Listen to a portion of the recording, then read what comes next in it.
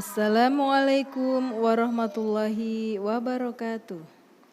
Apa kabar anak soleh dan soleha hari ini? Semoga semuanya selalu dalam keadaan sehat walafiat dan selalu semangat untuk belajar. Amin. Seperti biasa, sebelum belajar kita berdoa terlebih dahulu ya. Yuk, angkat kedua tangan kita. Bismillahirrahmanirrahim. Rabbishrah li sadri wa yassirli amri wahlul 'uqdatam min lisani yafqahu qawli. Rabbi zidni ilma warzuqni fahma. Amin. Oke, baik anak-anak, di semester yang kedua ini Bina Fikih kita akan belajar tentang sholat berjamaah. Termasuk diantaranya adalah ketentuan sholat berjamaah, hikmah sholat berjamaah, praktek sholat berjamaah. Oke, mungkin di antara kalian ada yang sudah pernah ikut sholat berjamaah. Mungkin sholat berjamaah di masjid, musola, ataupun berjamaah di rumah bersama orang tua dan keluarga. Meskipun hukum sholat berjamaah itu hukumnya sunnah muakkad, tidak diwajibkan ya, tapi bagi kalian yang laki-laki, muslim laki-laki sebaiknya sholat berjamaah di masjid ya, membiasakan diri untuk sholat berjamaah di masjid. Karena hikmahnya yang sangat banyak dari sholat berjamaah di masjid. Jadi apa itu sholat berjamaah? Sholat berjamaah adalah sholat yang dilakukan oleh dua orang atau lebih yang dilakukan secara bersama-sama ya. Satu orang menjadi imam dan yang lainnya menjadi makmum. Seperti yang ada dalam sebuah hadis ya. Ngan Ibni Umar qala Rasulullah sallallahu alaihi wasallam sholatul jama'ati tafdhulu sholatal fadhi bisab'i wa isrina darajah. Yang artinya Ibnu Umar berkata Rasulullah Shallallahu Alaihi Wasallam bersabda, kebaikan sholat berjamaah melebihi sholat sendirian sebanyak 27 derajat. Hadis riwayat Bukhari. Oke, di antara kalian siapa yang pernah menjadi imam? Boleh gak sih anak-anak itu menjadi imam? Boleh ya. Anak laki-laki boleh menjadi imam, dan yang makmum itu anak laki-laki juga atau anak perempuan dan orang perempuan ya. Tapi syarat secara umum, syarat menjadi imam adalah syarat menjadi imam diantaranya beragama Islam, laki-laki, memiliki akal yang sehat, paham bacaan dan rukun sholat, orang yang mulia nasabnya, dan orang yang baik akhlaknya. Jadi kalau kalian mau menjadi imam, tapi kalau masih anak-anak, yang makmum di kalian adalah anak-anak juga ya, anak laki-laki maupun perempuan. Tapi kalian harus mau belajar belajar dulu tentang agama dan bacaan-bacaan sholat dengan baik. Kemudian kalau kita yang mengikuti imam atau kita menjadi makmum, apa aja sih syaratnya? Oke, ternyata syarat untuk menjadi makmum diantaranya adalah yang pertama itu harus niat mengikuti imam ya. Kalau kita tidak ada niat, berarti kita tidak terhitung makmum kepada imam tersebut. Kemudian yang kedua, mengikuti imam dalam segala gerak-geriknya. Yang ketiga, imam dan makmum berada dalam satu tempat.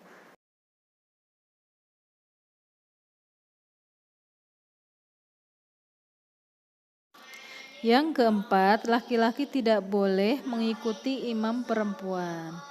Oke, jadi anak-anak itu adalah syarat untuk menjadi makmum ya diantaranya. Masih banyak syarat-syarat yang lainnya. Kemudian kita akan membahas tentang hikmah sholat berjamaah. Apa aja sih hikmah sholat berjamaah? Oke, yang pertama, sholat berjamaah itu lebih utama daripada sholat sendirian. Kalau utama berarti harus kita utamakan ya. Ketika kamu sedang bisa sholat berjamaah, maka harus melakukan sholat berjamaah. Kecuali kalau kalian sedang ada halangan, tidak apa-apa, tidak sholat berjamaah. Kemudian yang kedua, pahala sholat berjamaah 27 kali lipat daripada sholat sendirian. Pahalanya lebih banyak ya daripada sholat sendiri. Kemudian yang ketiga, yaitu dapat saling mengenal antara sesama muslim. Jadi ketika kamu sering bertemu orang lain, insya Allah kamu akan lebih banyak mengenal orang lain juga. Tentunya mengenal saudara kita ya, saudara sesama muslim. Kemudian yang keempat, dapat menumbuhkan rasa persatuan di antara sesama muslim. Oke, dari kita saling mengenal, insya Allah akan tumbuh rasa persatuan di antara kalian. Oke, jadi anak laki-laki khususnya ya, harus lebih semangat, lebih bisa membiasakan diri untuk sholat berjamaah di musola atau di masjid. Kemudian kita akan belajar bagaimana cara praktik sholat berjamaah. Yang pertama, imam berdiri di depan dan yang menjadi makmum harus mengikuti semua gerakan imam. Jadi tidak boleh menyalahi atau mendahului gerakan sholat imam ya. Misalkan jika imam takbiratul ihram, kita mengikuti takbiratul ihram. Kemudian jika imam ruku, kita sebagai makmum juga harus ruku. Begitu seterusnya ya. Jadi kita harus mengikuti gerakan imam. Nah, bagaimana jika ada imam yang lupa dalam bacaan atau gerakan sholat? Kamu bisa mengingatkannya ya untuk makmum laki-laki dengan mengucapkan kata subhanallah. Dan untuk makmum perempuan, mengingatkannya dengan menepukkan punggung tangan kiri ke telapak tangan kanan 2 kali.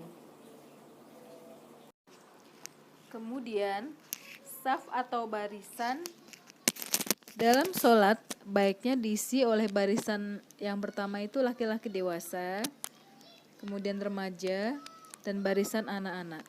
Begitu juga dengan makmum perempuan ya, yang paling depan itu barisan perempuan dewasa, disusul remaja, kemudian baru perempuan anak-anak. Tapi di dalam saf barisan ini tidak mengenal siapa yang lebih kaya dan siapa yang lebih miskin ya. Jadi bukan orang kaya aja yang harus di depan, terus orang miskin di belakang, itu enggak seperti itu ya. Karena Allah tidak melihat atau memandang manusia itu dari kekayaan dan kemiskinannya, tapi dari keimanan dan ketakwaannya terhadap Allah.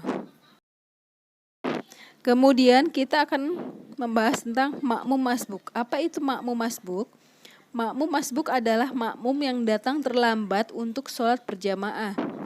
Oke, misalkan ketika kamu datang ke musola, ternyata di situ sudah dimulai sholatnya. Imam sudah berada pada rakaat pertama, tapi si imamnya itu belum ruku.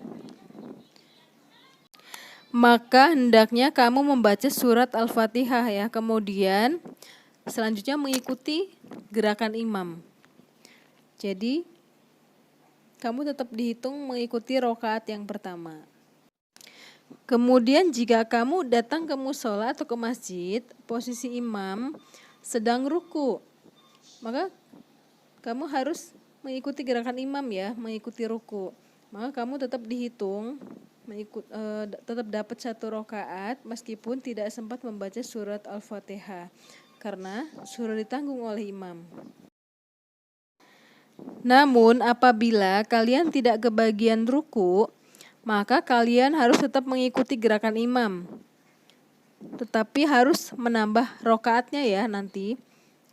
Ketika imam sudah tahiyat akhir, sudah membaca salam, tengok kanan tengok kiri, nah kamu berdiri. Jangan ikut tengok kanan tengok kiri. Jadi kamu mengulang rakaat yang tertinggal. Sampai di sini bisa dipahami anak-anak ya. Alhamdulillah pembahasan materi kita tentang sholat berjamaah sudah selesai. Puar mohon maaf apabila ada kesalahan. Jangan lupa ya tugasnya untuk dikerjakan dan materinya dihafalkan. Insya Allah kita ketemu lagi di lain waktu. Terima kasih. Wassalamualaikum warahmatullahi wabarakatuh.